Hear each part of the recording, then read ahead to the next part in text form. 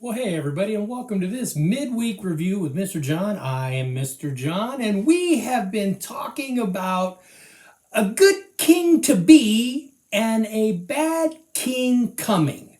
If you remember, we talked about a guy named Saul. Saul was a guy that he wasn't planning on being a king, but he gets anointed to be the king. And when he starts out, he's not a very bad king. He's actually kind of good. He does good things, and then he slowly creeps into badness. Well, last week we talked about how Saul kind of let David take control and take down Goliath. Saul, I'm not sure, was truly trusting in God. I don't know if he had given up and was relinquishing the Israelites to, well, we're going to fall and we're going to become part of the Philistines. I don't know for sure, but he seems to relent to letting a boy fight a giant. And though David knew God was on his side and he took down the giant, I'm not 100% sure Saul was totally behind it. But Saul, when he sees David do this, he actually really gets to like David. He likes him a lot. David becomes this warrior. He becomes this general in Saul's army, and David does great things. Every battle he goes out, he wins. He just takes care of business, and David comes back and he gets the praise. There's actually a song that was sung by the women that says, David killed the people by the thousands and Saul killed them by the hundreds. And that was actually a little bit of a slam. Well, not a little. It was a great big slam on Saul. Saul didn't go out and fight. David did. But they kind of give him credit, but they absolutely put David up here and Saul's kind of down here, right? So Saul, seeing David get all this praise, knowing that he's been anointed already to be the next king, he starts to get jealous. Now, Saul has a son, and this son is named Jonathan.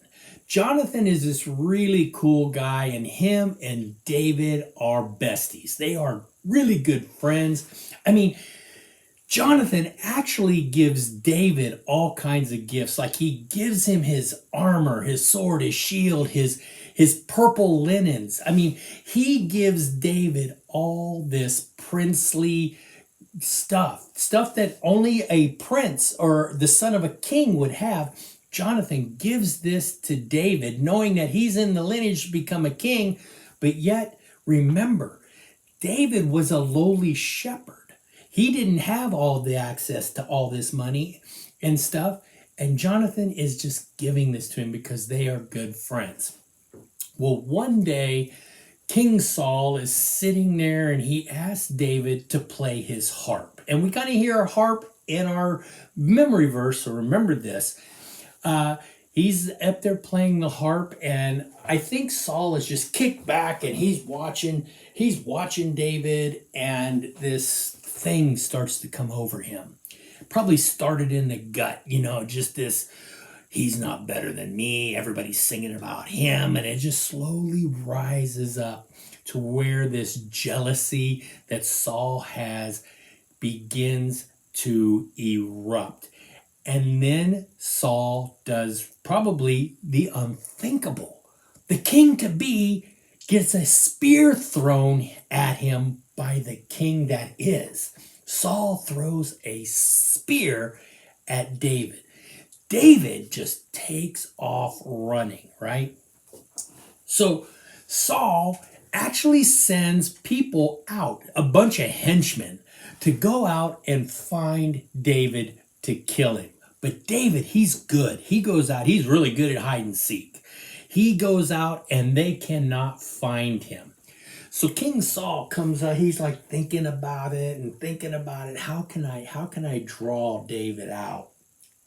And so King Saul comes up with a plan. We're going to have a big festival.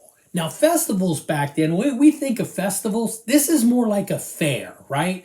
The state fair or a county fair that lasts a few days, not just something like a festival where you have a party over, a day. This is a long drawn out festival. They are going to have it for a few days. And so Saul plays this as, we're going to have this for David. We're going to celebrate David in this festival. So Jonathan is leery, so is David. They're not, really knowing what is going to happen for sure. And Jonathan and David kind of get together. David and Jonathan are best friends, so they know where each other's at. So they come together, and David is like, I'm not sure if this is for real. And Jonathan, I don't know either. So how are we going to know? So Jonathan says, well, I'll ask if, they're going to celebrate you, and we'll watch how King Saul reacts. If he gets angry, we know that this is not serious, right? I'll ask that the king let you go and let you be free. And if he gets mad, we'll know it's fake. So what you need to do, David, is you need to hide behind this rock. And if I come out, if he thinks it's okay that you come, he doesn't get mad, I'm going to take my bow and arrow and I'm going to shoot it. And I'll land it in front of the rock. But if he gets mad and this kind of seems like a plot to get you, I'll take my arrow and I will shoot it over you. So the festival begins. David is a no-show, right? So Saul kind of probably thought that David might be a little leery, but he'd eventually come. And so David, again, on the next day, he's a no-show. He doesn't show. And so Jonathan kind of comes up and goes, hey, Dad, kind of curious. Got a question for you. Hey, if David shows up, would you let him go? Would you let him just go back to what the things are and everything? And in that moment, Saul just, again, it probably starts from the gut. It rises up and immediately he blows his top. And again, he grabs a spear, but he doesn't throw it at David this time. He throws the spear at his own son, Jonathan. Jonathan realizes in a minute that Saul is out to kill David for sure.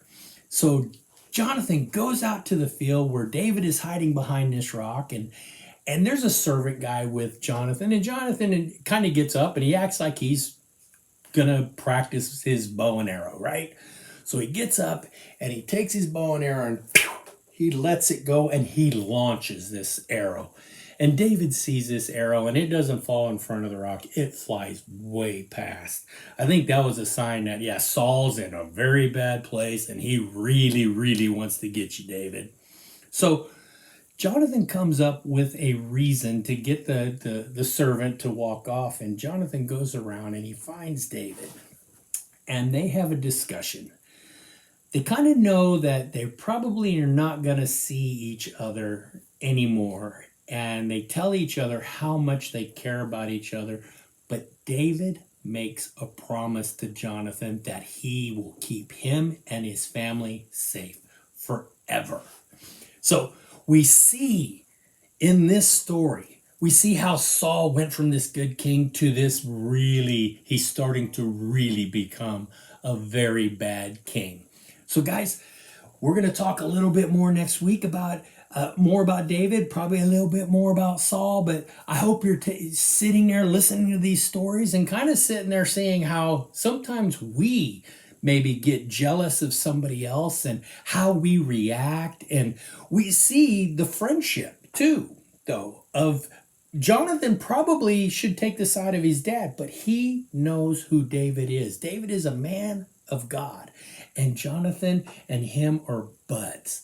They take care of each other, and it shows that bond of friendship and what you can do with your friends and how that is. Guys, I hope you're taking these all in, and the verses coming up next, we will talk to you next time, and we will learn a little bit more about David and Saul. You guys have a great week. Bye. Sing to the Lord with grateful praise. Make music to our God on the harp. Psalm 147:7.